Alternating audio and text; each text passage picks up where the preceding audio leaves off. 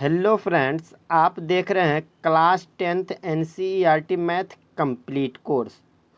तो इसमें हम पढ़ेंगे क्या। सबसे पहले देखेंगे कि गणित क्या है और गणित हमें क्यों पढ़ना चाहिए, गणित के फायदे क्या हैं, हमारे दैनिक जीवन में इसके उपयोग कहाँ कहाँ हैं। आपको वीडियो में पूरा बने रहना है, पेशेंस बना के रखना है, यानी धैर्य बनाए रखना है। ऐसा इसलिए कि आपको वो सारी चीज़ें केवल इस एक वीडियो में मिलने वाला है जिसे आप अलग अलग वीडियो और अलग अलग क्लासेस में पढ़ते हैं, और वो भी बिल्कुल कॉन्सेप्ट के साथ और बेसिक के साथ। वे सारी चीज़ें आपकी क्लियर होने वाली है जिसे आप पिछले क्लास में भी पढ़ चुके होंगे, जैसे रियल नंबर में परिमेय संख्या, अपरिमेय संख्या, सम संख्या। आप इन वीडियो को देखने के बाद कभी भी ऑब्जेक्टिव क्वेश्चन को सोल्व करने में या सब्जेक्टिव क्वेश्चन को सोल्व करने में लगभग गलती नहीं ही कीजिएगा। अगर इन वीडियो को पूरा देखते हैं तो आप 100% मैथ में स्कोर कर सकते हैं। तो वीडियो में पूरा अंत तक आपको बने रहना है।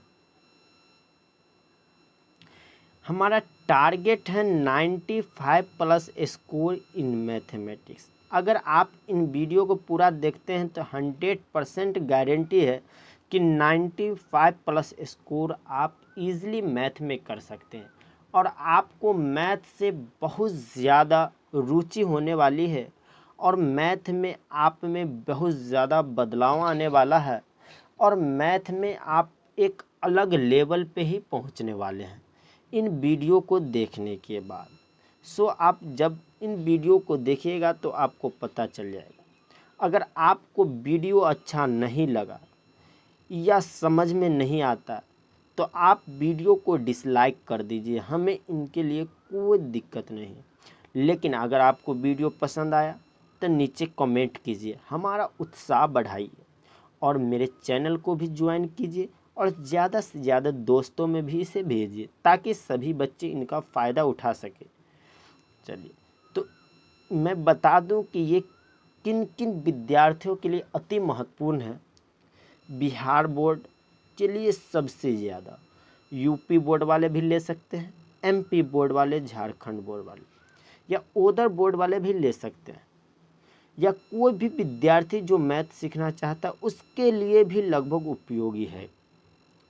इनमें मैं चैप्टर नंबर 1 यानी रियल नंबर के बारे में पढ़ूंगा, जो 10 मार्क्स का एग्ज़ाम में पूछा जाता है।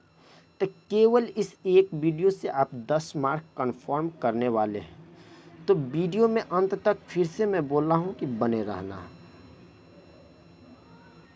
रियल नंबर में हमें पढ़ना क्या क्या है, इनमें हम देखेंगे भूमिका यानी रियल नंबर की भूमिका, यूक्लिड विभाजन, अंक गणित और अपरिमेय संख्याओं का पुनर्भरण। लेकिन इनसे पहले मैं ये देखूंगा कि गणित क्या है, क्योंकि मैं गणित जब शुरू कर रहा हूँ तो हमें तो पहले यह पता होना चाहिए कि गणित क्या है, इनकी शुरुआत कैसे हुई, और नंबर क्या है, संख्या क्या है, वो सब डिजिट क्या है, वो सभी को देखते हुए आगे बढ़ते चले जाऊँगा। ये सभी सिलेबस है। उसके बाद देखिए, मैं गणित के बारे में आपको समझा दे रहा हूँ, यानी गणित, मैथमेटिक्स क्या है। तो गणित एक प्राकृतिक भाषा है। गणित क्या है? गणित वह प्राकृतिक भाषा है। कौन सी भाषा है? तो प्राकृतिक भाषा है जिसका प्रयोग हम समझने और समझाने के लिए करते हैं। तो आपको कुछ पॉइंट इसमें से याद रखने हैं। गणित क्या है? प्राकृतिक भाषा जिसका उपयोग समझने समझाने के लिए करते हैं। दुनिया में बहुत सारे जीव हैं जिनमें सबसे सर्वश्रेष्ठ कौन से हैं? तो मानव है। सबसे सर्वश्रेष्ठ मानव है। तो ऐसा इसलिए कि मानव के पास जो सोचने की शक्ति है, चिंतन शक्ति है, वो किसी और के पास नहीं है। गणित को और हम दूसरे लफ्जों में परिभाषा को लिख सकते हैं। गणित की उत्पत्ति ग्रीक भाषा के शब्द मैथमेटा से हुई।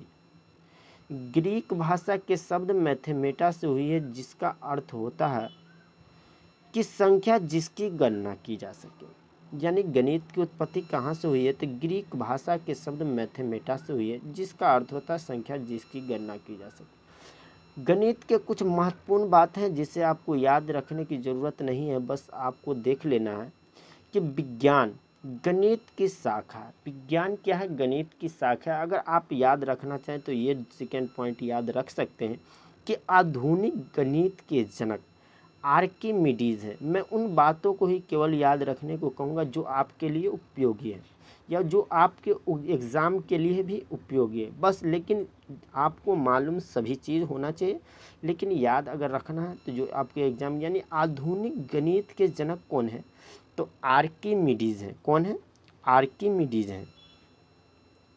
विज्ञान एवं गणित, विज्ञान एवं गणित क्या है, तो एक दूसरे के पूरक हैं। विज्ञान एवं गणित क्या है, तो एक दूसरे के पूरक हैं। गणित विज्ञान का सम्राट एवं सेवक दोनों है। ये भी पॉइंट आपको याद रखना है कि गणित क्या है, तो विज्ञान का सम्राट एवं सेवक दोनों हैं। इसीलिए हमें गणित को पढ़ने की ज़रूरत पड़ जाती है। गणित विज्ञान की आधारशिला है। उससे बहुत महत्वपूर्ण बात मैं अब बताने जा रहा हूँ, जो आपको निश्चिंत यानी 100% याद रखने की ज़रूरत है कि भारत ने, किसने, भारत ने, ये याद ही रखना है आपको कि गणित के विकास में सबसे महत्वपूर्ण योगदान दिया। तो ऐसा हमने क्यों कह रहा हूँ, यानी ऐसा मैं क्यों कह रहा हूँ कि भारत जो है गणित के विषय में सबसे अधिक योगदान दिया गणित के विकास में, यानी गणित को आगे बढ़ने में। तो ऐसा इसलिए कि देखिए यहाँ लिखा हुआ कि जिसने दुनिया का गणित नहीं, यानी गणित की ही दुनिया बना दी। जो पहले दुनिया में गणित चल रहा था ना, उस दुनिया के गणितों को पूरी तरह से चेंज में कर दिया, यानी बदलाव कर दिया। ऐसा इसलिए कि 6वीं शताब्दी में आर्यभट्ट साहब ने जीरो के आविष्कार करके दुनिया के गणित को बदल डाला। तो अब यहाँ से क्वेश्चन निकल कर के आता है कि जीरो का आविष्कार किसने किया, तब भारतीय, किसने किया, भारतीयों ने। भारतीयों में किसने किया, तो आर्यभट्ट ने। किसने किया, आर्यभट्ट ने। और नेगेटिव का भी आविष्कार किसने किया, तो भारतीयों ने किया। उनसे भी बड़ी बात कुछ ये भी है कि अंक गणित, ज्यामिति और समीकरण, इन तीनों से मिल करके, इन सबसे सम्मिलित होकर के त्रिकोणमिति का निर्माण होता है, जिनका आविष्कार भी भारतीय ने, यानी आर्यभट्ट ने कर दिया। और साइन थीटा, कॉस थीटा, यानी ज्या जिसको कहते हैं कोज्या, इन सबों का आविष्कार किसने किया, भारतीयों ने कर दिया। यहाँ से क्वेश्चन निकल के आता है कि हम गणित क्यों पढ़ें, गणित हमें पढ़ने की ज़रूरत क्यों पड़ गई, ऐसा क्या है गणित में जिसकी वजह से हमें गणित पढ़ना चाहिए। ऐसी बहुत सारी चीज़ें हैं जिनकी वजह से हमें गणित पढ़ना चाहिए और बहुत सारे उनके फ़ायदे हैं, लेकिन मैं इनमें कुछ फ़ायदे आपको बताने जा रहा हूँ जो आपको याद रखना है। देखिए गणित हमें पढ़ने से क्या फ़ायदे हैं देख सकते हैं। ये हमें, यानी हमारे माइंड को प्योर करता है। अगर कोई भी चीज़ हो जो हमारे माइंड को शुद्ध करता हो, प्योर करता हो, तो वो तो हमें पढ़ना ही चाहिए। तो यानी गणित पढ़ने के कारण क्या है कि हमारे माइंड को सिद्ध करता है। ये रियल वर्ल्ड के बारे, सच्ची दुनिया में सच्ची घटना में क्या हो रही है, ट्रूथ यानी सत्य घटना को बताता है। यूनिवर्सल यानी लॉजिकल सोचने, लॉजिकल यानी आप तार्किक सोच सकते हैं, किसी भी चीज़ के बारे में अच्छी तरीक़ा से सोच सकते हैं। यह चैलेंजिंग की तरह है और ये हम एक टॉनिक की तरह भी, हमारे माइंड को एक टॉनिक की तरह कार्य करता है, यानी जो हमें शक्ति देता है अंदर से। तो इसीलिए गणित को इन सभी चीज़ों के लिए पढ़ना चाहिए। और नई चीज़ें सीखने का भी सबसे अच्छा साधन है क्या है, गणित है। इनके फ़ायदे की बात करें दैनिक जीवन में, इसके फ़ायदे देखिए कहाँ कहाँ। देखिए हमारे लाइफ यानी जीवन में बहुत सारी समस्याएं हैं, हमारे जीवन में बहुत सारी समस्याएं आती रहती हैं। उनके सॉल्यूशन को, यानी उनके सॉल्यूशन को सोल्व करने के लिए हम बहुत सारे अप्रोच अपनाते हैं। उनमें भी कहीं ना कहीं हम गणित का अप्रोच अपना लेते हैं। जैसे देखिए आप एक बात बता दे रहे हैं कि आपके आसपास में या आपके घर में घड़ी होगा, घड़ी में भी टाइमर चलता है 4 बजा 5 बजा, यानी इस तरह से टाइम चलते रहते हैं। यानी इसमें भी कहीं ना कहीं मैथमेटिकल अप्रोच का उपयोग किया गया। जैसे आप दूरी तय करते हैं, इसमें भी 4 किलोमीटर 50 किलोमीटर दूरी तय करते हैं, किस एवरेज से कर रहे हैं, यानी ये सब भी में भी कहीं ना कहीं मैथमेटिकल अप्रोच होते हैं। बैंक से पैसा निकालिए, लोन लीजिए, या आपकी कार है, आपके कार में बहुत सारे नट लगे रहते हैं, भालटू लगे रहते हैं, बहुत सारे चक्के की लंबाई हो गई, नट है, नट के कितने लेंथ है, ब्रीथ है, यानी इन सबों में कहीं ना कहीं मैथमेटिक्स उपयोग हो रहा है। आप अपना घर बना रहे हैं, घर की लंबाई कितनी है, चौड़ाई कितनी है, मोटाई, यानी कि आप दीवार दे रहे हैं, दीवार की मोटाई कितनी है, आप ईंटा दे रहे हैं, 10 इंच की ईंटा दे रहे हैं, 5 इंच की दीवार दे रहे हैं, यानी इस सब में देख सकते हैं कहीं ना कहीं मैथमेटिक्स उपयोग हो रहा है। आप बाजार से सब्जी ला रहे हैं, 5 रुपये सब्जी ला रहे हैं, 10 रुपये सब्जी ला रहे हैं, यानी इन सबों में जोड़ घटाव कर रहा है, यानी कहीं ना कहीं आप डेली लाइफ में भी मैथमेटिक्स से घिरे हुए हैं, ऐसा कह सकते हैं। अब हमें सिस्टम यानी यहाँ से पढ़ना नंबर सिस्टम, यानी जिसे संख्या पद्धति या संख्या प्रणाली के नाम से भी जानते हैं। नंबर सिस्टम में पहले हम देखेंगे डिजिट, क्योंकि डिजिट से ही नंबर का निर्माण, तो वैसा प्रतीक या चिन्ह जिसकी सहायता से हम संख्या को प्रदर्शित करते हैं। तो डिजिट क्या है, तो अंक वह है जिसकी सहायता से हम संख्या, यानी ये जो नंबर है, नंबर को लिखते हैं, प्रदर्शित करते हैं, उसी को क्या कहते हैं, अंक कहते हैं। तो डिजिट क्या है, सिंबल है। तो 1 2 3 टोटल 10 डिजिट होते हैं, 1 से लेकर 9 तक, और 0 भी। डिजिट को 2 पार्ट में बांटते हैं। तो फर्स्ट पार्ट का नाम है सार्थक अंक और दूसरे का असार्थक अंक। सार्थक अंक यानी सिग्निफिकेंट डिजिट और असार्थक अंक insignificant digit.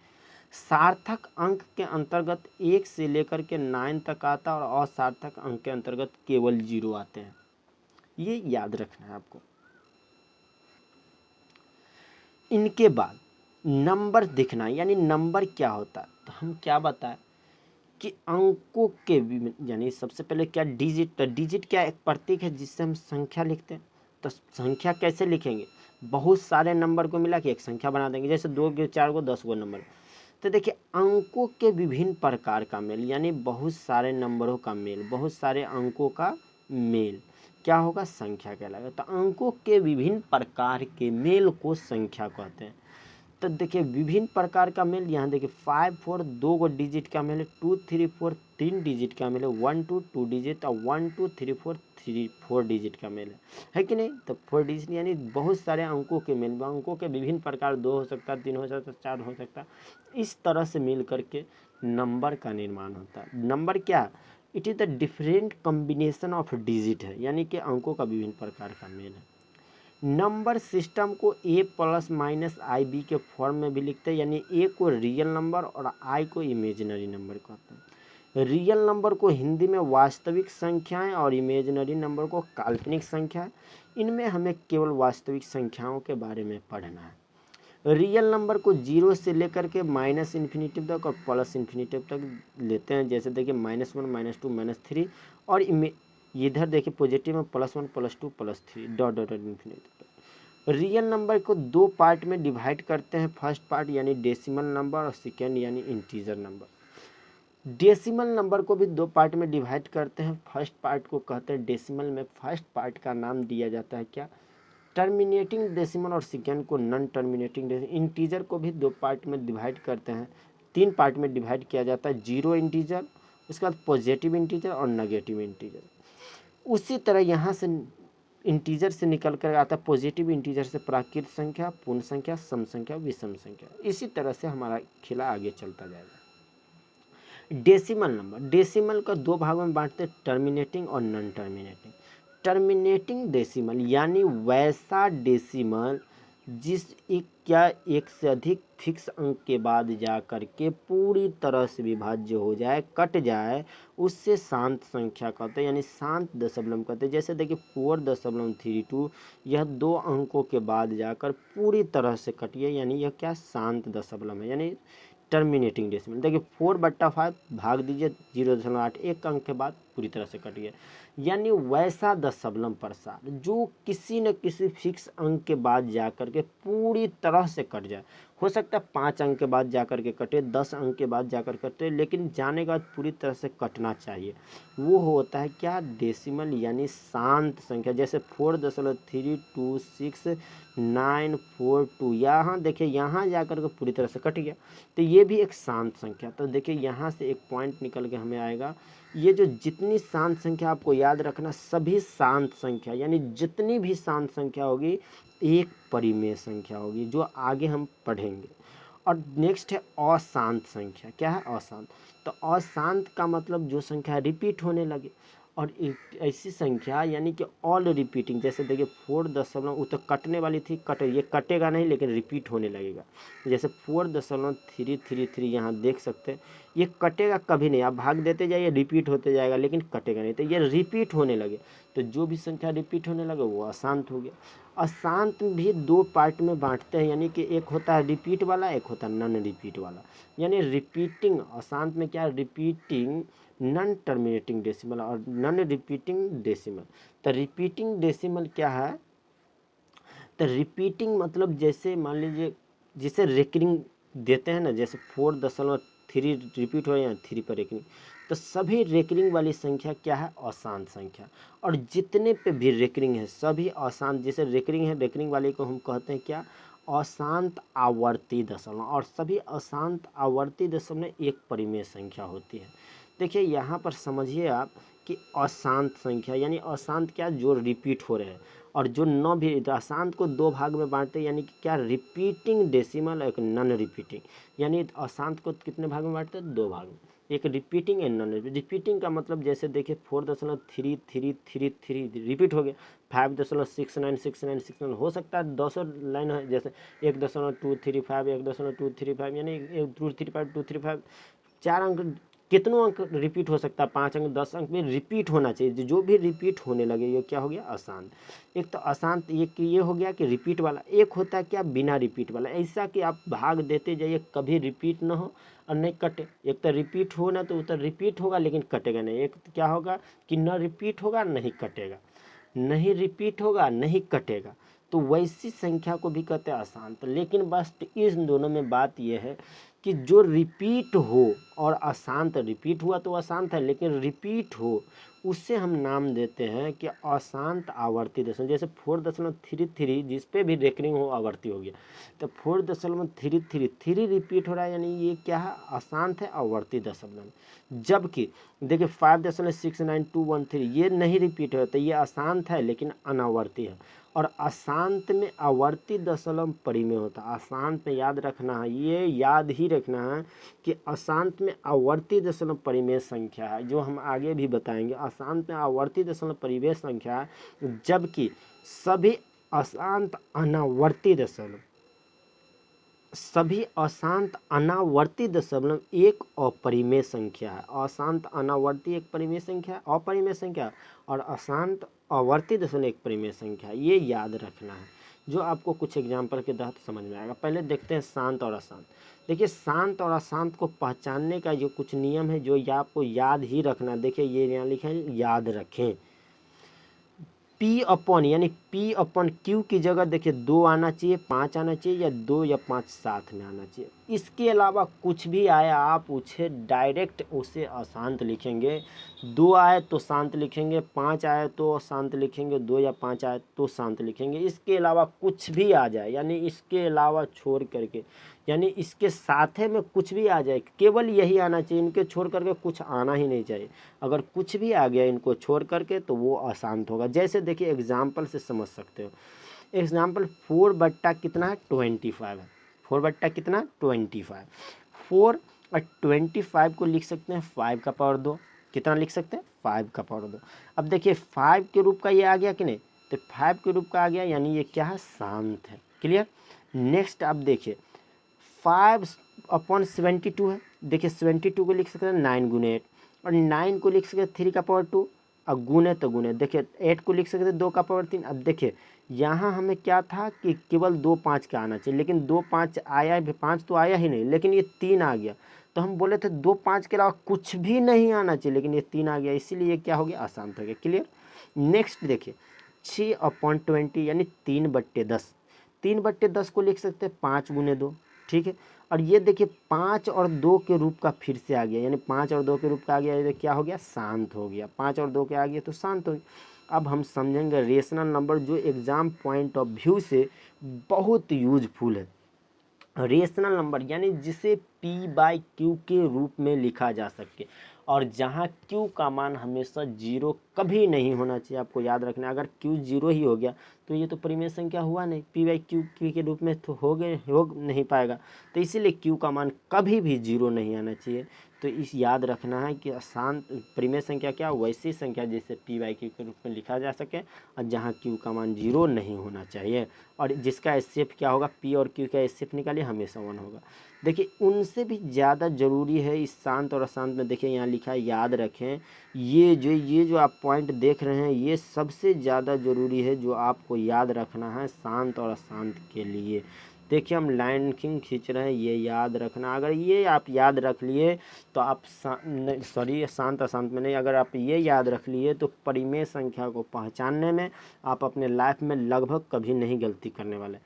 All repeating decimal यानी सभी दोहराने वाली शांत संख्याएं, सभी दोहराने वाली अशांत जिसे आवर्ती बोलते हैं, तो सभी ऑल रिपीटिंग डेसिमल यानी सभी दोहराने वाली संख्या, ऑल रिपीटिंग डेसिमल हम बार बार दोहरा रहे हैं कि ताकि आपको याद रहे, सभी दोहराने वाली संख्या एक परिमेय संख्या, ठीक है, okay. Next all terminating decimal यानी सभी शांत संख्या। तो 2 पॉइंट यहाँ से आपको याद रखना है, वो भी हमेशा के लिए, लाइफ टाइम के लिए, कि ऑल रिपीटिंग डेसिमल यानी सभी दोहराने वाली संख्या एक शांत संख्या। दूसरी बात याद रखना कि सभी टर्मिनेटिंग, ऑल सभी शांत संख्या एक परिमेय संख्या। अब देखिए इसका एग्जाम्पल लेके हम बता रहे हैं कि सभी दोहराने वाली और सभी रिपीटिंग। जैसे देखिए 4.333 दोहरा रिपीट हो रहा है कि नहीं, आप यहाँ ध्यान से देख रहे हैं 3 कितनी बार रिपीट हो गया, देख रहे हैं। तो ये क्या है, परिमेय संख्या। इसमें कुछ आप नहीं कीजिए, डायरेक्ट देखिए दोहरा रहा है यानी ये परिमेय संख्या, या रेकरिंग लगा है परिमेय संख्या। देखिए 5.6 ये पूरी तरह से किसी फिक्स अंक के बाद कट गया, यानी देखिए जो भी पूरी तरह से एक फिक्स अंक के बाद कट गया ये भी क्या, एक परिमेय संख्या है। क्योंकि ये इसको भी आप देखिए हम लिखे हुए P/Q के रूप में प्रूव्ड कराएंगे, P/Q के रूप में आ जाता है। यानी कोई भी जो रिपीट हो और जो शांत हो वो परिमेय संख्या होगा, यानी सभी रिपीटिंग यानी सभी दोहराने वाली और सभी शांत संख्या एक परिमेय संख्या है। ये बात आपके दिमाग में हमेशा के लिए याद रखना है। नेक्स्ट 22/7 क्या है, एक परिमेय संख्या है, क्योंकि ये भी देखिए 0.33 रिपीट हो रहा है, ये भी एक परिमेय संख्या। नेक्स्ट देख सकते हैं 0.333 वही है, रिपीट हो रहा है, एक परिमेय संख्या। नेक्स्ट हम इसे जांच करके भी दिखा सकते हैं कि 22/7 कैसे परिमेय संख्या, तो देख सकते हैं आप ये रिपीट होकर के दिखेगा। 7 से आप भाग दीजिए 22 में, तो 22 भाग दीजिएगा तो 3.14285 इस तरह से आएगा। भाग देके आप चेक कर सकते हैं। फिर से 142 यहाँ से देख सकते हैं 142, फिर यहाँ से 142 यानी रिपीट होना शुरू हो गया। जो भी रिपीट होने लगे उसको आप परिमेय संख्या लिख सकते हैं। इसीलिए ये देखिए डिक्रिंग आ गया ना 1 से लेकर यहाँ 7 तक, तो ये रिपीट होने लगा। जो भी रिपीट होने लगे उससे आप इजीली क्या लिख सकते हैं, रिपीटिंग होने के कारण ये क्या है, एक परिमेय संख्या। देखिए रिपीटिंग होने के कारण ये क्या है, एक परिमेय संख्या। तो हमने 22/7 को जांच करके भी दिखा दिया कि यह एक परिमेय संख्या। नेक्स्ट इरेशनल नंबर, और इरेशनल नंबर में भी आपको कुछ नहीं याद रखना है कि जो P/Q, सिर्फ इन 2 पॉइंट को आपको नॉन रिपीटिंग यानी जो कभी न रिपीट, और नॉन टर्मिनेटिंग जो शांत न हो। तो न शांत होना चाहिए न रिपीट होना चाहिए, यानी अशांत होना चाहिए और अनावर्ती होना चाहिए। तो देखिए ये 4.321 देखिए 321 है, यहाँ पर 3 के बाद 22 आ गया, 3 के बाद 222, यानी कभी नहीं रिपीट हो रहा और नहीं कभी यह क्या हो रहा है, कट रहा। तो यानी क्या होगा, न शांत होगा तो नहीं, शांत नहीं होगा यानी नहीं कटेगा, और न रिपीट का मतलब न भी कभी एक जैसा नहीं आवेगा, हमेशा चेंज होता रहेगा, बदलाता रहेगा, तो कभी एक जैसा नहीं आवेगा। तो ये क्या है, एक अपरिमेय संख्या। नेक्स्ट हम कुछ ये भी बात बता दें कि जो भी रूट में जैसे √2 √3 जिनका वर्गमूल पूरा न निकल सके वो भी एक अपरिमेय संख्या। अब इनमें से कुछ बात नीचे भी, जैसे देखिए हाँ, कुछ क्वेश्चन है कि जैसे मान लीजिए √16 एक परिमेय संख्या, √3 एक परिमेय संख्या, √5 एक परिमेय संख्या। तो देखिए √16 है जो परिमेय संख्या है कि अपरिमेय संख्या, तो ये एक परिमेय संख्या, क्योंकि √16 का वर्गमूल 4 आप इजीली निकाल दिए, तो जिसका वर्गमूल पूरा पूरा निकल गया वो एक परिमेय संख्या हो गया। और जिसका जैसे √3 का नहीं निकलेगा तो ये अपरिमेय, √5 का नहीं निकलेगा अपरिमेय। तो इस तरह से आप किसी भी संख्या को भी पहचान सकते हैं परिमेय अपरिमेय।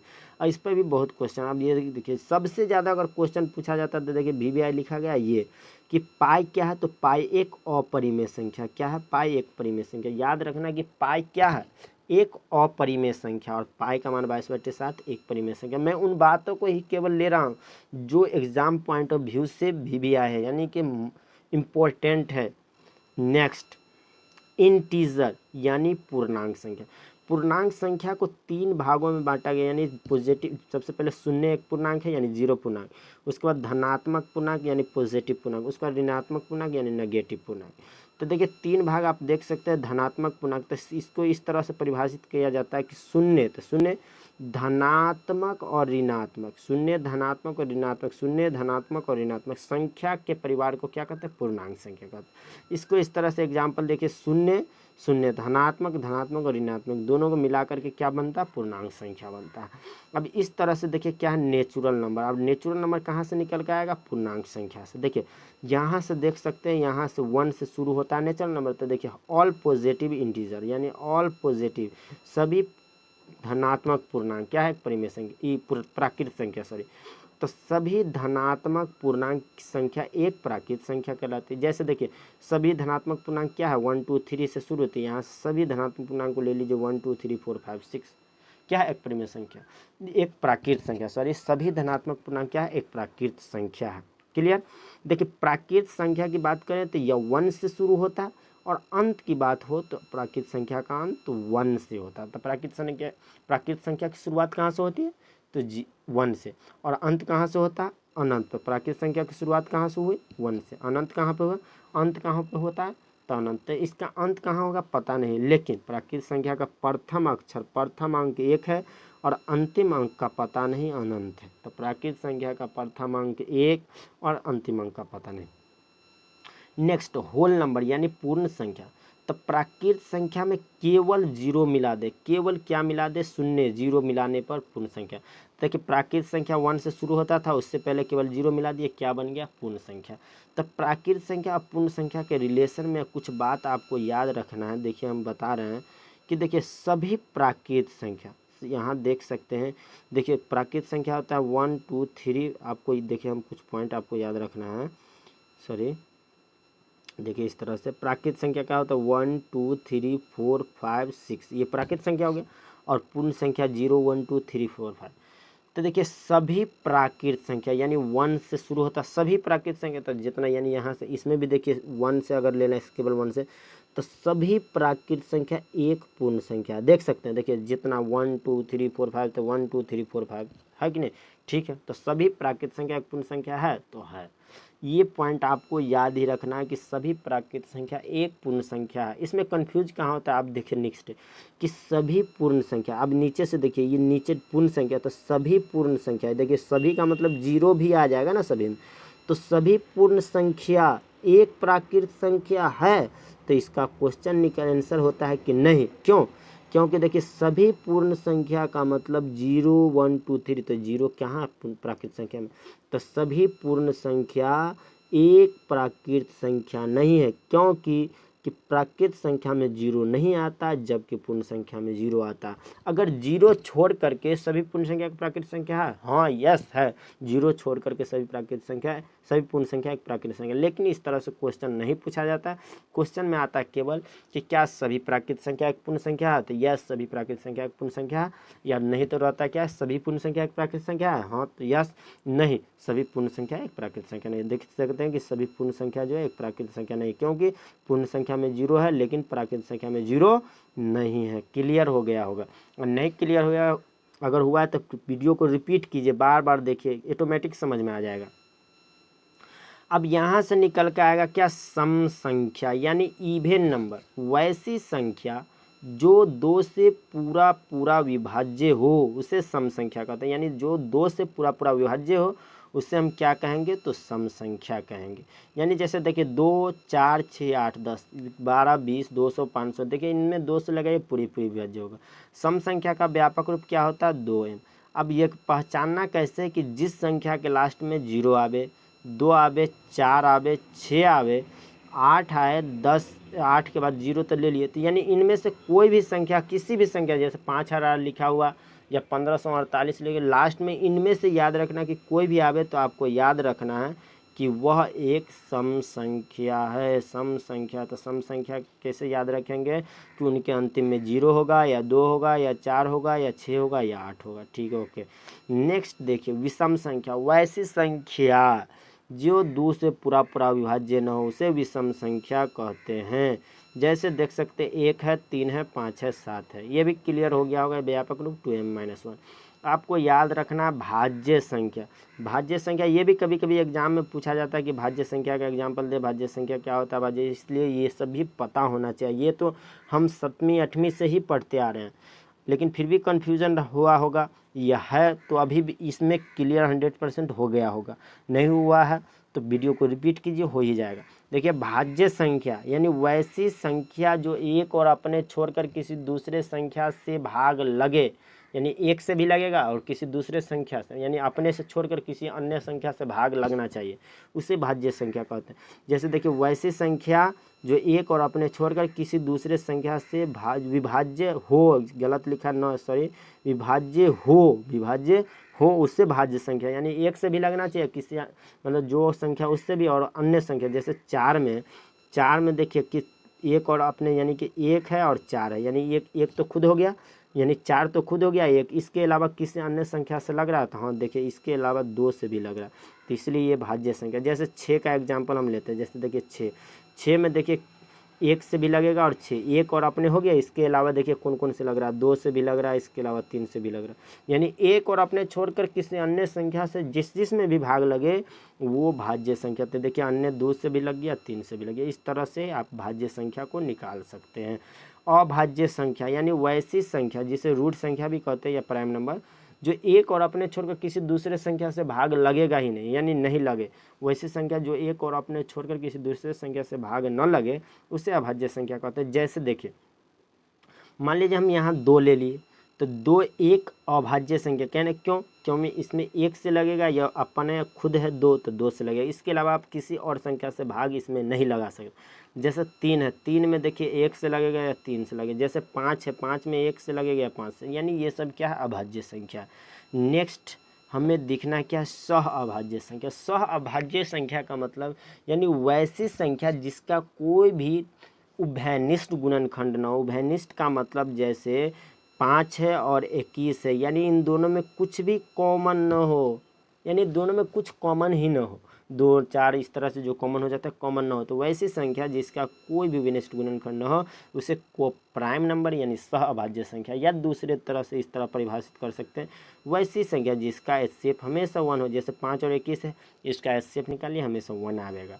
नेक्स्ट अब हमें पढ़ना क्या, यूक्लिड विभाजन परिमेय का। तो यूक्लिड विभाजन परिमेय का होता कुछ नहीं, बहुत ही इजी फार्मूला है जो आप बहुत बार पढ़ेंगे। भाज्य बराबर भाजक गुणे भागफल प्लस शेषफल, यानी डिवाइडेंड यानी ए जिसे कहते हैं डिविजन यानी बी, और क्वेश्चंस यानी क्यू प्लस रिमाइंडर यानी आर, यानी ए बराबर बी क्यू प्लस आर, ए बराबर बी क्यू प्लस आर जो पढ़े होइएगा यही है रिमाइंडर थ्योरम, इसी को कहते हैं क्या, यूक्लिड विभाजन परिमेय का। ए बराबर बी क्यू प्लस आर, यानी ए को कहते हैं भाज्य, बी को भाजक, क्यू को भागफल और आर को शेष कहते हैं। नेक्स्ट आप देख सकते हैं इसके शर्त है जो क्या लिखा हुआ है कि याद रखना है आपको 0 less than R less than B, ये भी कभी कभी एग्जाम में 1 मार्क्स का पूछा जाता है, इसलिए इसको याद रखना है। जैसे देखिए यूक्लिड विभाजन परिमेयिका में किसको हम भाजक कहते हैं, देखिए जिससे हम भाग देते हैं तो उसे भाजक कहते हैं, या भाजक को बी से सूचित करते हैं, और जिसमें भाग देते हैं उसे भाज्य कहते हैं, उसे ए से सूचित करते हैं, और जो भाग देने पर आता है उसे भागफल कहते हैं, उसे क्यू से सूचित करते हैं, और जो शेष बचता है उसे रिमाइंडर यानी आर शेषफल कहते हैं। अब देखिए 4 और 19 का हमें एचसीएफ अगर निकालना हो तो सबसे पहले हम क्या करेंगे, 4 से 19 में भाग देंगे तो कितने मर्तबे लगा, ये देखिए भाजक हुआ, ये भागफल हुआ, तो 4 गुने 4 तो भाजक गुने भागफल 4 चौका 16 प्लस रिमाइंडर तो प्लस शेषफल 3। उसके बाद सेकेंड में क्या करना, जो भी भाजक रहे उसको आपको भाज्य बना लेना। तो देखिए भाजक है 4 तो इसको भाज्य बना लिए तो 4 भाज्य हो गया, और जो शेष बचे उसे आपको बनाना है भाजक। तो शेष बचा 3, 3 को बनाना है भाजक। तो फिर भाजक से हम भाग देंगे किसमें, भाज्य में, तो 3 से भाग देंगे 4 में, कितने मरतबे लगेगा, 1 मरतबे, फिर से भाजक गुने भागफल यानी 3 गुने 1 प्लस रिमाइंडर, रिमाइंडर बचा 1। फिर जहाँ से देखिए रिमाइंडर जब तक 0 ना आए इसी तरह का आप अप्रोच अपनाते रहिए। तो फिर अब देखिए भाजक कितना बचा, यहाँ देखिए भाजक कितना बचा 3, उसको आपको फिर से बनाना है कितना, भाज्य 3, और शेष कितना बचा 1, 1 को बनाना है भाजक। तो फिर से 1 से भाग देना है 3 में। तो देखिए 1 से भाग देंगे 3 में, कितना मरतबे लगेगा, 3 मरतबे, शेष बचेगा 0। जहाँ शेष बचे 0 वहाँ आप लिख दीजिए भाजक को HCF। तो शेष बचा 1 गुने 3, शेष बचा 0, भाजक है 1 तो इसलिए HCF भी हो गया कितना 1, यानी हाईएस्ट कॉमन फैक्टर। नेक्स्ट हमें देखना है कि एल्गोरिदम क्या होता है, एल्गोरिदम है क्या, जिससे हम कहते हैं युगल विभाजन एल्गोरिदम। तो एल्गोरिदम क्या है, एल्गोरिदम शब्द जो है ना 9वीं शताब्दी एक फारसी गणितज्ञ अल ख्वारिज़मी के नाम से लिया गया। एल्गोरिदम को आपको याद रखना है कि एक फारसी गणितज्ञ अल ख्वारिज़मी के नाम से लिया गया है, जिसका मतलब क्या होता है, यह समस्याओं को हल करने का एक प्रक्रिया प्रदान करता है। और एल्गोरिदम जो लिया गया है कहाँ से लिया गया, फारसी गणितज्ञ अल ख्वारिज़मी के नाम से लिया गया, जिसका मतलब क्या है, समस्याओं को हल करने का एक प्रक्रिया प्रदान करने का एक तरीका समझ लीजिए। एल्गोरिदम क्या है, समस्या को प्रदान। आपको इनमें याद क्या रखना, देखिए याद रखना ये फार्मूला है, ये फार्मूला आपको याद रखना जो एग्जाम पॉइंट ऑफ व्यू से थोड़ा इंपॉर्टेंट हो जाता है। मौसा A गुने B, यानी A की जगह हो सकता है 40, B की जगह हो सकता है 50, गुने लौसा हो सकता है वही 40 50, और दोनों संख्याओं का गुणनफल 40 गुने 50। तो मान लीजिए 40 50 का लौसा 10 है और मौसा कुछ नहीं दिया और दोनों संख्या 40 गुने 50, तो यहाँ से आप मौसा निकाल सकते हैं। इस फार्मूला से इजीली निकाल सकते हैं। जैसे देख सकते हैं यहाँ देखिए मौसा दिया गया, दोनों संख्या नहीं दिया गया, लेकिन मौसा दिया गया कितना 45, मौसा कितना दिया गया 45, ये दोनों संख्या नहीं है, सॉरी, मौसा कितना दिया गया 45, जबकि लौसा देखिए कितना दिया गया 30। तो लौसा ये संख्या नहीं, लौसा दिया गया 30। तो देखिए मौसा गुने लौसा यानी 45 गुने 30, दोनों संख्याओं का गुणनफल। तो दोनों संख्याओं का गुणनफल मान लीजिए नहीं कुछ है तो x मान लेते हैं, x बराबर 45 गुने 30 गुना किए तो 1350। तो इसका क्या आ गया 45 गुने 30 1350, यानी संख्याओं का गुणनफल। अब इनमें हमको पढ़ना क्या है, सबसे पहले एक्सरसाइज 1.1 को कंप्लीट पढ़ेंगे, और इनमें जो भी क्वेश्चन में कन्फ्यूज़न रहेगा आपको कमेंट करना है, लेकिन हमें पूरा उम्मीद है कि आपको किसी तरह का कोई कन्फ्यूज़न नहीं बचने वाला है। अगर आप वीडियो को सावधानी धैर्य बना के देख रहे हैं तो देखिए सबसे पहले HCF निकालने का नियम है, नियम को हम पढ़ देते हैं एक बार। प्रथम चरण में आपको क्या, छोटे यानी छोटे का मतलब क्या हुआ, जो भाजक, छोटे वाले से बड़े वाले यानी बड़े वाले क्या भाज्य में क्या करना है, भाग देना है। सबसे पहले क्या कीजिएगा, दो संख्या रहेगा, अगर यूक्लिड विभाजन एल्गोरिदम का उपयोग करना है तो छोटे वाले से बड़े वाले में भाग देना है। भाग देने के बाद क्या करें कि शेष को जोड़ें, उसके बाद क्या करें, छोटे वाले से बड़े वाले में भाग दे दें। भाग देने के बाद जो बचे शेष को प्लस में लिखो। द्वितीय चरण में क्या करना है कि जो भाजक, जो शेष बचे उसको भाजक बना लें, और जो भाजक को भाज्य बना लें, माने जो शेष बचेगा ना उसको फिर से आप भाजक बना लें, यानी भाग देने के लिए उसको करें, और जो भाजक रहे उससे भाज्य बना लें, यानी जो भाजक यानी जो पहले भाजक रहे उसमें भाग दे दें। नेक्स्ट थर्ड पॉइंट में क्या है, तब यह एक क्या द्वितीय चरण में हो गया, तब तक यह क्रिया करते रहें जब तक शेष 0 ना आए, यानी कि जब तक आपको इस तरह करना है जब तक वह शेष 0 नहीं आए। जब शेष 0 आ जाए तो भाजक को आप HCF ले लें, और जब शेष 0 आ जाएगा तो आप भाजक को HCF ले लेंगे, स्पष्ट हो जाएगा। तो देखिए ये हम क्या कहना चाह रहे हैं, अभी थोड़ा ही देर में जब ये क्वेश्चन को बताएंगे तो समझ में आ जाएगा क्लियर वो भी। अब देखिए मैं कहना ये चाह रहा था, सॉरी आगे पीछे हो गया,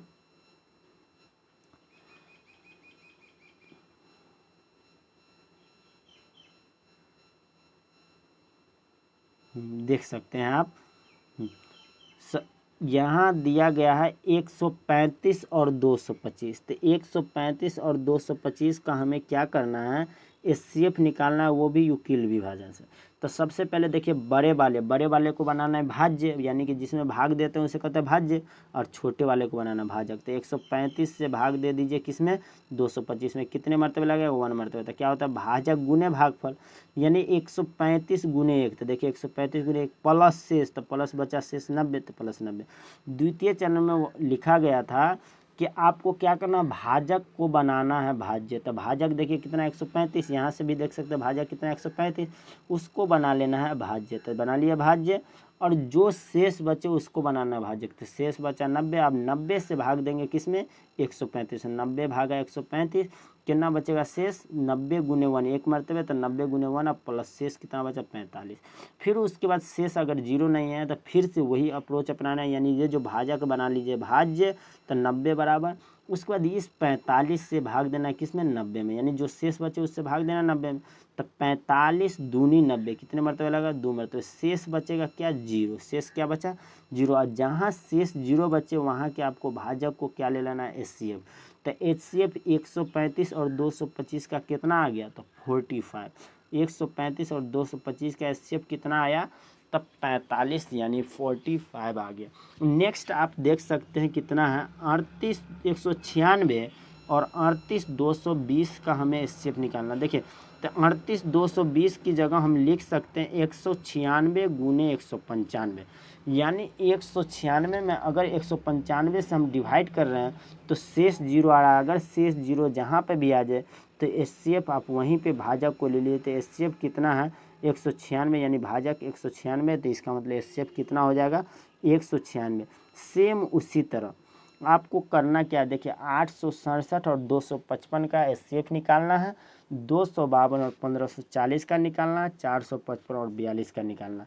या इनमें से अगर आपको HCF निकालने में दिक्कत हो रहा है या नहीं हो पा रहा है तो आप कमेंट करना है आपको, उनको भी मैं सॉल्यूशन करके सेंड कर दूंगा।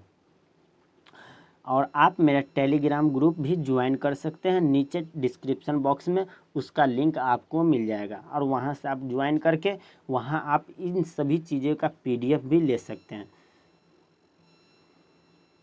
नेक्स्ट क्वेश्चन देखिए, क्वेश्चन नंबर 2, दर्शाइए कि कोई भी धनात्मक विषम पूर्णांक 6q+1 6q+3 6q+5 के रूप का होता है जहां q एक पूर्णांक है। देखिए इसका मतलब क्या हुआ कि 6q दिया हुआ है ना, तो आपको याद रखना है कि अगर 6q दिया रहा है तो b का मान 6 लेंगे, 5q दिया रहा है तो b का मान 5 लेंगे, 4q दिया रहा है तो b का मान 4 लेंगे। तो यहाँ हमें लेना क्या रहेगा, b का मान 6 लेना रहेगा। फर्स्ट पॉइंट ये आपको याद रखना। लेकिन हमें जानते हैं क्या इसका फॉर्मूला से, यूक्लिड विभाजन से, कि 0 less then r less than b। इसका मतलब यह हुआ कि r का मान हमेशा 0 हो सकता है, 1 हो सकता है, 2 हो सकता है, कितनों भी हो सकता है, लेकिन b से हमेशा छोटा होगा, b से बड़ा नहीं हो सकता। b हमेशा बड़ा होगा किससे, r से। तो देखिए अगर हम मान लीजिए b का मान, देखिए इसका मतलब यहाँ लिखा होगा, इसका मतलब r का मान हमेशा b से छोटा होगा। तो इसके कहने का मतलब देखिए जैसे b का मान लीजिए 6 रखे तो r का मान क्या होगा, b से छोटा ना होना चाहिए। तो b से छोटा यानी 5 तक होता है, लेकिन 6 नहीं होगा। तो r का मान देखिए 0 हो सकता है, 1 हो सकता है, 2 हो सकता है, 3 हो सकता है, 4 और 5 हो सकता है, लेकिन 6 नहीं हो सकता, क्योंकि r का मान b से छोटा होना चाहिए। इसमें विषम को ही हमको केवल लेना है। तो विषम इनमें कौन कौन है, 1 है, 3 है और 5 है। तो यानी देखिए 1 3 और 5 को ले लिए तो विषम। अब इन्हें हम सोल्व कैसे करेंगे, सेम इसी तरह आपको एग्जाम में बनाना है। सेम आपको 5 नंबर से कोई नहीं रोक सकता अगर इस तरह बना दी। केस 1 में देखिए r बराबर आपको कितना लेना, 1। तो हमको फॉर्मूला मान लो a बराबर bq+r, ठीक, ओके। तो देखिए a की जगह कितना है, कुछ नहीं, तो ये b का मान कितना मान है, 6, तो 6q, और r, तो r का मान देख सकते हैं यहाँ 1 है, तो 6q+1। देखिए एक बार और समझिए, r बराबर हम क्या ले लीजिए 1, तो a बराबर होता है bq+r। तो a बराबर bq+r, यानी b का मान 6 और q तो q, और r का मान कितना दिया यहाँ 1, तो 1 पुट कर दिए इसमें, तो कितना हो गया 6q+1। सेम सेकंड में क्या करेंगे, r बराबर 3 लेंगे। देखिए क्योंकि पहला में क्या लेना है, r बराबर 1, उसके बाद 3, उसके बाद 5, सभी विषम लेना है ना। तो r बराबर अगर 3 लिए, r बराबर 3 लिए तो a बराबर bq+r, तो b की जगह 6q प्लस r की जगह आप कितना दे देंगे, 3। नेक्स्ट आप देख सकते हैं अगर r की जगह 5 लिए तो a बराबर bq+r, तो 6q, और r की जगह 5 तो 6q+1। 5 हो जाएगा। तो इस तरह से हम लिख सकते हैं किसी भी धनात्मक विषम पूर्णांक 6 क्यूब प्लस 1, यहाँ पहले लिखा होगा 6 क्यूब प्लस 1, 6 क्यूब प्लस 3 और 6 क्यूब प्लस 5 के रूप का होता है। क्या लिखना है आपको? किसी भी धनात्मक विषम पूर्णांक 6 क्यूब प्लस 1, 6 क्यूब प्लस 3 एवं 6 क्यूब प्लस 5 के रूप का होता है, और नीचे लिख देना प्रूव्ड इस तरह से। और नेक्स्ट क्वेश्चन है आपके लिए HW, जो सेम इसी विधि से आपको बनाना है जो ऊपर में हमने बना दिया हूँ, और उसमें सिर्फ जहाँ जहाँ 6 है वहाँ वहाँ 4 आपको लिख देना है। देखिए 4 क्यूब प्लस 1 क्वेश्चन है, आप पढ़ के बता दे रहा हूँ। दिखाएं कि एक धनात्मक विषम पूर्णांक 4 क्यूब प्लस 1 4 क्यूब प्लस 3 के रूप का होता है, जहाँ क्यों एक पूर्णांक है कि या क्या रूप का होता है, 4 क्यूब प्लस 1 और प्लस 4 क्यूब प्लस 3 के रूप का होता है। नेक्स्ट है कि दिखाएं कि एक पूर्णांक 6 cube plus 1 6 cube plus 2, same उसी तरह इसको भी आपको सोल्व कर देना है। प्रश्नावली 1.3 यानी 1.2 पे चर्चा करते हैं कि 1.2 में हमें क्या क्या पढ़ना है और 1.2 में हमें क्या क्या समझना पड़ेगा जो हमारे एग्ज़ाम के लिए बहुत ज़रूरी है। तो देखिए 1.2 में निम्नलिखित संख्याओं के अभाज्य गुणनखंड का गुणनफल यानी अभाज्य गुणनखंड निकालना है और कुछ नहीं। देखिए 140 का 2 से लगाइए तो 70, फिर 2 से लगाइए तो 35, 5 से लगाइए 5 से 35, यानी 2 फिर गुने 2 फिर गुने 5 गुने 7, तो 2 2 बार यानी 2 का स्क्वायर गुने 5 गुने 7, तो इसका अभाज्य गुणन 140 का अभाज्य गुणनखंड इतना आ गया। हो गया क्लियर? सेम नेक्स्ट है, देखिए उसी तरह से हम क्या करेंगे, हम नेक्स्ट 156 का हमें क्या करना है, अभाज्य गुणनखंड निकालना है। ठीक है, तो क्या करिए 156 2 से लगाएं तो कितना आ जाएगा 78, फिर 2 से लगाइए कितना 39, फिर 3 से लगाइए कितना आएगा 13, यानी फिर उसे आप लिख दीजिए 2 फिर गुने 2 गुने 3 गुने 13। क्लियर हो गया?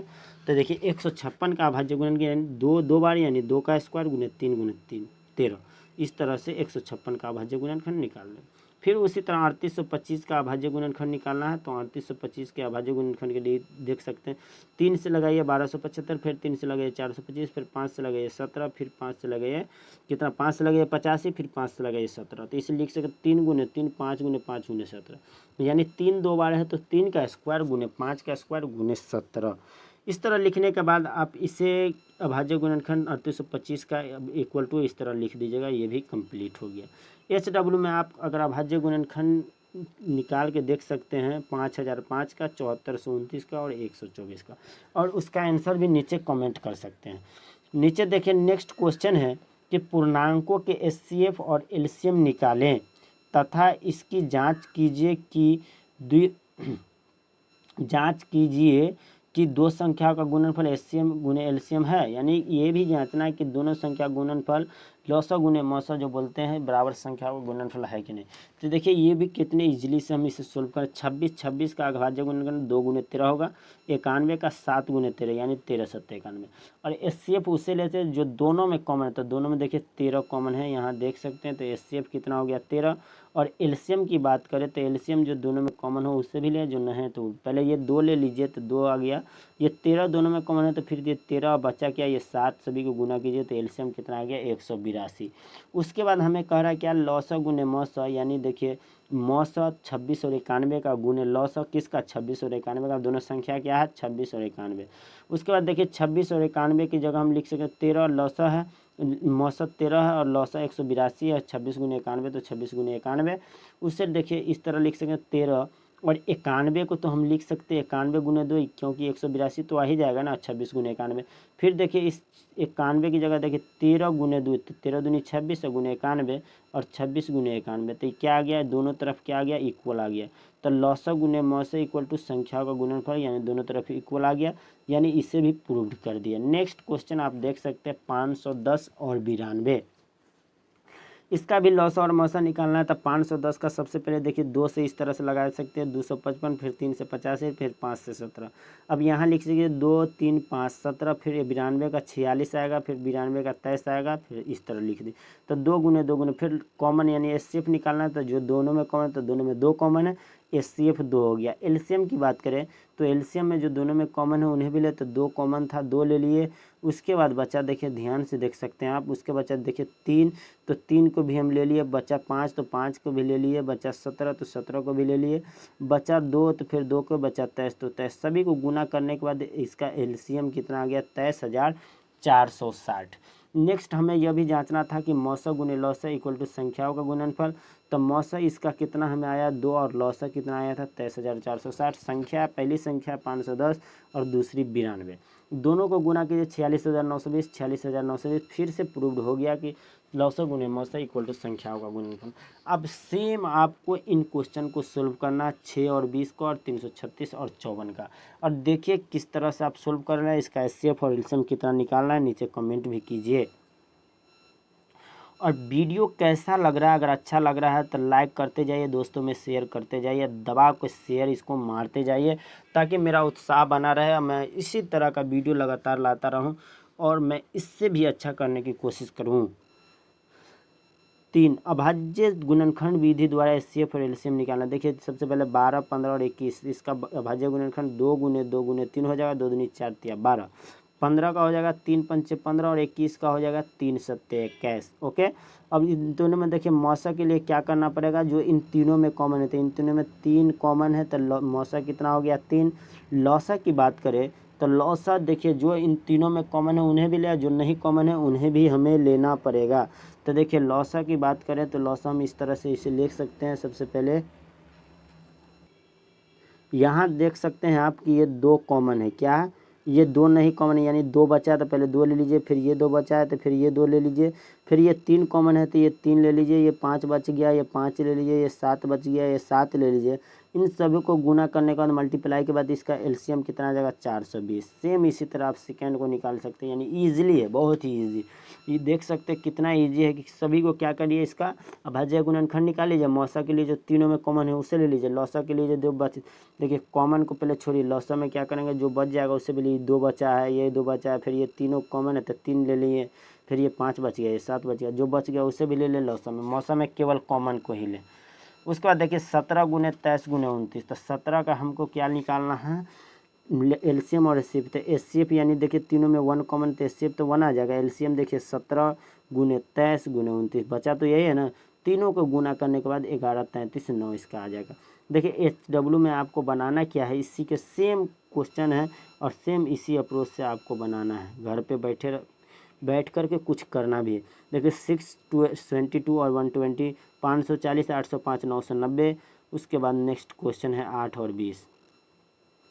एक क्वेश्चन है कि क्वेश्चन नंबर 4 देख सकते हैं आप कि एचसीएफ 306 और 657, यानी 306 और 657 का एचसीएफ दिया गया 9, तो इसका एलसीएम निकालना। तो हमें पता है यानी लौसा गुने मौसा इक्वल टू संख्या का गुणनफल। तो मौसा क्या होता है, मौसा 306 और 657 का 2 संख्या है ना, पहले ए बी समझ लेते, ए हो गया 306, बी हो गया 657। लौसा गुने लौसा 306 657, दोनों संख्याओं का गुणनफल, तो पहली संख्या 306 दूसरी 657। तो इतना का देखिए मौसा कितना दिया गया 9, लौसा कुछ नहीं तो मान लीजिए x या उतना, लौसा को लौसा रहने दीजिए। और इसके बट्टे में देखिए 306 गुने 657, ये 9 इसके बट्टे में चला जाएगा। जब लौसा बराबर करेंगे तो भाग देने यानी कि काटने के बाद कितना आ जाएगा 22 33 8। तो 306 और 657 का एलसीएम कितना होगा 22 33 8। सेम क्वेश्चन है, केवल इसमें मौसन, इसमें लौसा निकालना था आपको, इसमें मौसा निकालना है। देखिए लौसा दिया गया 306 657 का 22 33 8, तो मौसा आपको निकालना है, जो आप इजीली निकाल सकते हैं उसी फार्मूला से।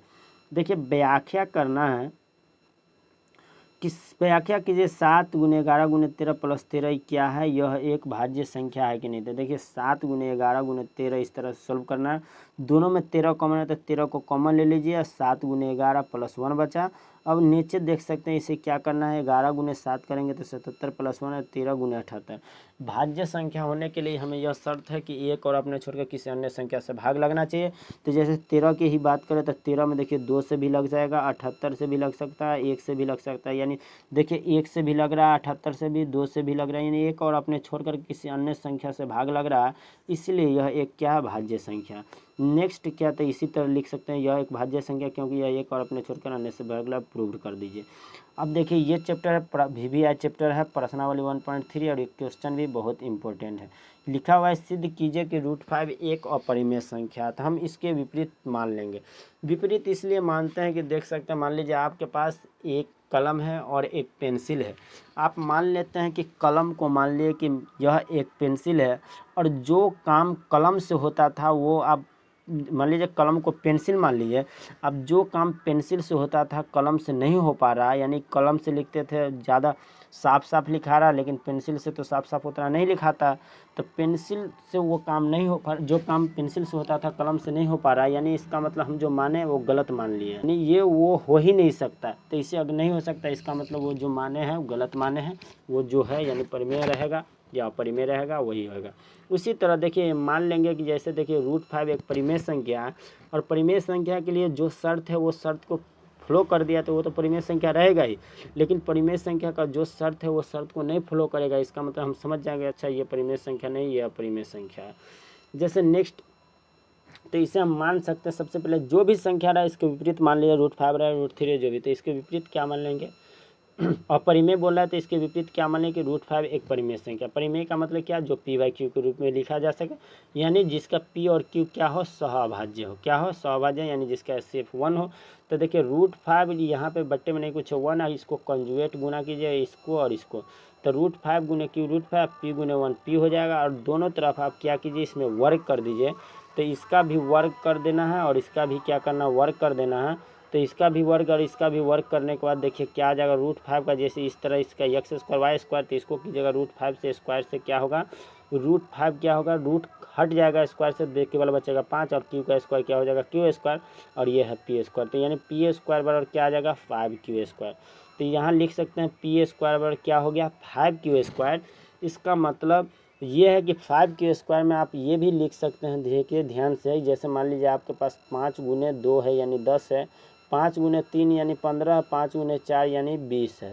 हो सकता है कुछ भी हो सकता है। तो देखिए पीछे क्या है उससे मतलब नहीं, किसी भी संख्या के अगर पहले में अगर 5 हो यानी उस संख्या 5 से विभाज्य। जैसे देखिए 2 से विभाज्य हो ना हो लेकिन ये 5 से विभाज्य, ये 3 से विभाज्य हो ना हो लेकिन ये 5 से विभाज्य, ये 4 से विभाज्य हो ना हो लेकिन ये 5 से विभाज्य। लेकिन बहुत सारे इस डायरेक्ट लिख देते हैं कि यह क्या है, 5 से विभाज्य। तो देखिए आप देख सकते हैं लेकिन पीछे कुछ भी हो, लेकिन अगर आगे में 5 है यानी ये 5 से विभाज्य है। तो आप यहाँ पर लिख सकते हैं डायरेक्ट कि 5q² जो है 5 से विभाज्य है। जब 5q² 5 से विभाज्य, इसका मतलब p² भी 5 से विभाज्य होगा। जब p² 5 से विभाज्य होगा तो p भी 5 से विभाज्य। जैसे p² का मान लेते हैं, देखिए 16 है, एग्जाम्पल में मान लीजिए 16 है और ये p² 16 4 से विभाज्य है। तो p कितना बचेगा, p के बराबर बचेगा 4। तो ये 4 भी तो 4 से विभाज्य होगा, देख सकते हैं एग्जाम्पल में। यानी कि जब इसका स्क्वायर 4 से विभाजित है, जो बचेगा ना उसका स्क्वायर हटा करके वो भी 4 से विभाज्य होगा, जो अभी हम दिखा दिए। तो इसका मतलब क्या है, यहाँ देख सकते हैं ये जो है 5q², ये 5q² कितने से विभाज्य है, 5 से विभाज्य, यानी p² भी किससे विभाज्य होगा, 5 से। तो p भी किससे विभाज्य होगा, 5 से विभाज्य। ये अगर स्पष्ट हो गया तो देखिए अभी हम बताए थे कि 5 गुने 1 मान लीजिए तो ये 5 से विभाज्य, 5 गुने 2 यानी फिर भी ये 5 से विभाज्य, 5 गुने 3 ये फिर भी 5 से विभाज्य। यानी शुरू में 5 है, अंतिम में कुछ भी 1 2 3 5 10 कुछ भी वो पता नहीं है। तो हम मान सकते हैं कि p बराबर 5m या p बराबर 5x कुछ भी मान सकते हैं। तो मान लिए चलिए कि p बराबर यहाँ मान लिए क्या, 5m। जब p बराबर 5m मान लिए तो हम दोनों तरफ क्या करेंगे, वर्ग कर देंगे। तो दोनों तरफ, या हम दोनों तरफ वर्ग नहीं करेंगे, सॉरी, क्या करेंगे, इसको समीकरण फर्स्ट माने हैं, ठीक है। तो p का मान हमको क्या देना है, समीकरण फर्स्ट में देना। तो p बराबर क्या दिया, 5m। तो p² की जगह 5m का स्क्वायर कर देंगे इक्वल टू 5q² हो जाएगा। तो देखिए p की जगह क्या कर दिए, p की जगह 5m का स्क्वायर कर दिया और 5m का स्क्वायर करने के बाद इधर 5q² है तो 5q² हो गया। अब देखिए इसे 5m और 5m दो बार लिख दीजिए, 5, ये 5 से मान लीजिए 5 कट गया तो बच्चा क्या, ये q² यहाँ 5m और ये 5m, तो क्या हो जाएगा 5m²। क्लियर।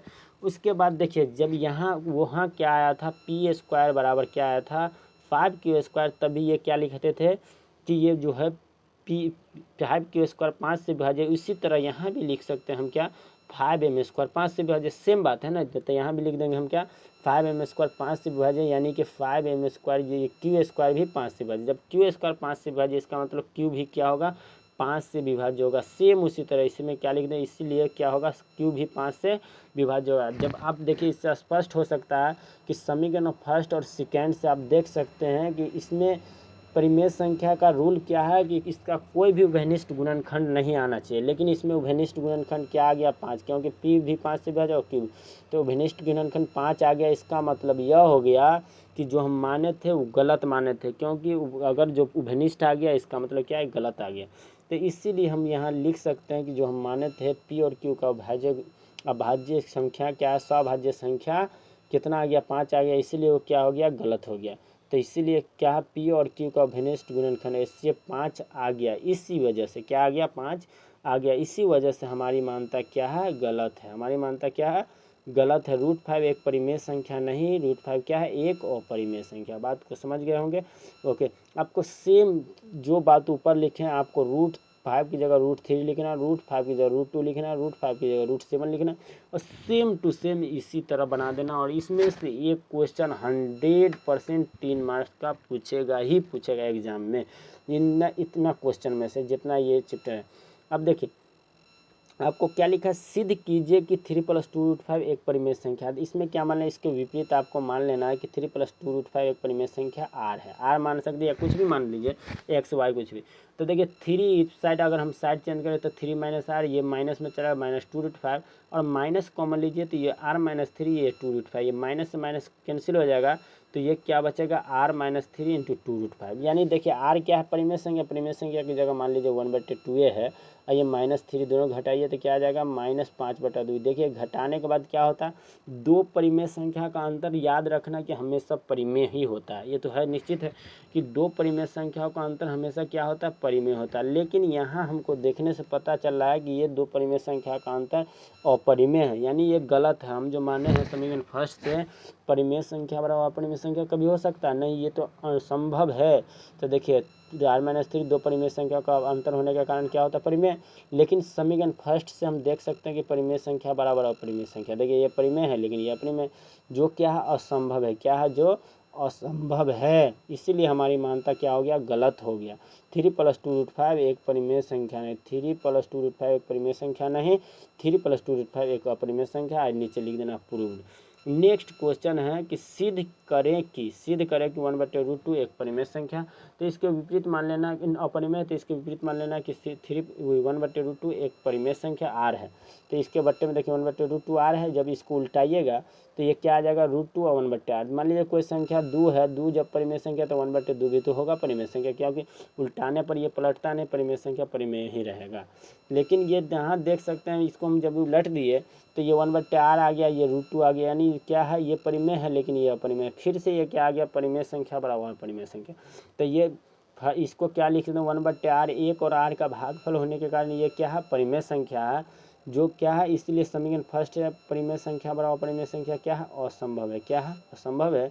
इसलिए हमारी मान्यता क्या है, गलत है। 1/√2 एक परिमेय संख्या नहीं, 1/√2 एक अपरिमेय संख्या। इस तरह से आप कोई भी क्वेश्चन को सोल्व कर सकते हैं इस तरह की। जैसे कि 7√5 बराबर r मान लीजिए, r/2, इसको लिख लीजिए, एक r और 7 का भागफल है, तो इसीलिए r समीकरण फर्स्ट से परिमेय संख्या बराबर अपरिमेय। सेम इसमें लिख दीजिए, दो परिमेय संख्या अंतर होने के कारण परिमेय। सेम इसको भी सोल्व आप कर सकते हैं।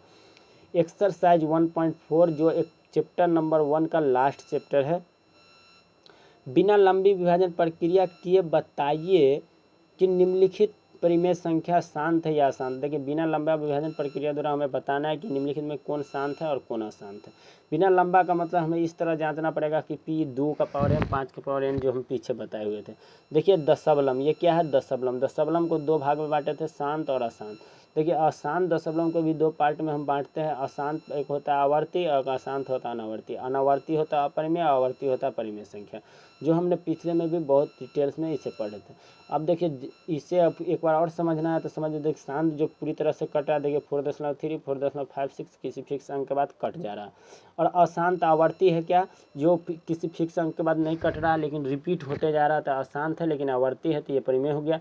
एक अशांत है अनावर्ती, यानी किसी भी फिक्स अंक के बाद न कट रहा है न रिपीट हो रहा है, या रिपीट नहीं हो रहा है, यानी कि बढ़ते रहा, कभी न कटेगा न रिपीट होगा। अब देखिए जांचना कैसे है, शांत के लिए हमें जांचने के लिए क्या होना चाहिए, नीचे 5 आना चाहिए या 2 आना चाहिए, या 2 या 5 साथ में आना चाहिए इसका अभाज्य गुणनखंड निकालने के बाद। तो देखिए कैसे, जैसे 13 है 3125 है, जैसे 5 को अगर लगाइए तो 625 फिर 125 फिर इस तरह। तो 13 और 5 का पावर कितना आ गया, 5, यानी 5 के रूप का आ गया। देखिए डायरेक्ट हम लिख दीजिए इजीली, शांत हो गया, यानी 5 के रूप का आ गया ना, शांत आ गया। फिर से आप देख सकते हैं 17/8 है, अब इसे 2 का पावर 3 भी लिख सकते हैं, यानी 2 के रूप का आ गया, ये भी शांत आ गया। नेक्स्ट देख सकते हैं कितना है, 5 455 है, इसे निकालने के बाद 5 × 7 × 13 देखिए यहाँ निकाले गए हैं। तो 5 × 7 यानी 5 के अलावा ये दोनों ज़्यादा आ गया, इसलिए क्या हो गया, अशांत हो गया। नेक्स्ट आप देख सकते हैं 15/1600 है, तो 15/1600 का आप इस तरह भी लिख सकते हैं। देखिए 5 × 3 और 1600 को 2 × 2 × 2 यहाँ देखिए निकाला गया है, और निकालने के बाद देखिए इस तरह क्या, 2 का पावर 6 और 5 का पावर 1, 5 से 5 के 3 और 2 और 5, फिर से ये 2 और 5 के रूप में नीचे आ गया, यानी फिर से ये क्या हो गया, शांत हो गया। नेक्स्ट आप देख सकते हो 29/343 है, अब 29 और 343 को 7 का पावर 3 यानी 2 5 के अलावा दूसरा आ गया, इसीलिए ये भी क्या हो गया, अशांत हो गया। नेक्स्ट आप देख सकते हैं, नेक्स्ट आपके लिए सेम इसी पर HW है 29/343, तो देख लिए 23/2 का पावर 3 और 5 का पावर 2, ये आपके लिए HW है जो आपको बनाना है। 129 2 का पावर 2, 5 का पावर 7 और 7 का पावर 5, ये भी HW। 6/15 ये भी, 35/50 ये भी, 77/210, 6/15, 17/512, 13/125 और 3.3/8। ये सभी क्वेश्चन को आपको सोल्व करना और बताना है कि इसका क्या आता, शांत आता है और आसान, और इनमें से इन संख्याओं को लिखना है, भाग दे करके बताना है कि ये कौन सा संख्या शांत है या अशांत। जैसे 6/15 इसे काट दीजिए, 3 दूना 6, 3 पंचे 15 यानी 2/5, और भाग दीजिए अगर 5 से, देखिए इस तरह से भाग देंगे साइड में, तो 5 से भाग देंगे 2 में, तो देखिए 0.0 का यहाँ 0, 5 चौका 20, यानी देखिए एक अंक के बाद ये कट गया, 0.4 आ गया, यानी इसलिए ये क्या हो गया, शांत हो गया। उसी तरह 17/8 है, 8 से भाग देंगे 17 में, देख सकते हैं यहाँ, तो भाग देने के बाद देखिए 2.125, 3 अंक के बाद कट जा रहा है पूरी तरह से, ये भी क्या हो गया, शांत हो गया। नेक्स्ट आप देख सकते हैं क्या लिखा, P/Q के रूप का लिखना है, उसमें कौन गुणनखंड है, कौन परिमेय संख्या है और कौन अपरिमेय संख्या है। देखिए ये क्वेश्चन है सिम क्वेश्चन नंबर 3, तो इसमें हमें चूज करना है कि परिमेय है या अपरिमेय। देखिए 43.12345678 यानी 43.123456789 है कि नहीं।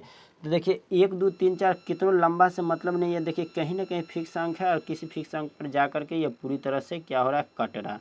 तो पूरी अंक तरह से कट रहा है, तो ये क्या हो गया, शांत हो गया। और सभी शांत संख्या क्या है, परिमेय संख्या है। समझ में आ गया। नेक्स्ट देख सकते हैं कि ये क्या है कि 0.1201212001200 यानी देखिए ये रिपीट भी नहीं हो रहा है, नहीं पूरी तरह से कट पा रहा, डॉट डॉट है लिखा हो, कहाँ जाएगा पता ही नहीं। तो न रिपीट हो न कट हो, अशांत है अनावर्ती, अशांत भी है तो अनावर्ती है, जो अपरिमेय संख्या कहलाता है। नेक्स्ट देख सकते हैं कि ये रेकरिंग लगा 1 से लेकर के 9 तक, और जो भी रेकरिंग वाली संख्या है वो क्या होता है, अशांत होता है, आवर्ती होता है, और अशांत आवर्ती दशमलव क्या होता है, रिपीट होने वाली संख्या, वो एक परिमेय संख्या। तो ये भी क्या है, एक परिमेय संख्या। मुझे उम्मीद है कि आप पूरा एकदम क्लियर समझ चुके होंगे। फिर भी अगर समझ में कोई दिक्कत है तो नीचे कमेंट कीजिए, या वीडियो आपको कैसा लगता है उसके बारे में बताइए, और मेरा हौसला बढ़ाइए। नीचे कमेंट किसी भी हाल में कीजिए, अपने दोस्तों में शेयर कीजिए। इसी तरह नेक्स्ट वीडियो में अब मैं आपको मिलूँगा चैप्टर नंबर 2 के साथ, और फिर से चैप्टर नंबर 2 को इसी तरह कंप्लीट करने वाला हूं। और वीडियो में इसी तरह बने रहिए, और ज़्यादा से ज़्यादा वीडियो को शेयर कीजिए, और हमारे वीडियो को प्यार दीजिए। धन्यवाद।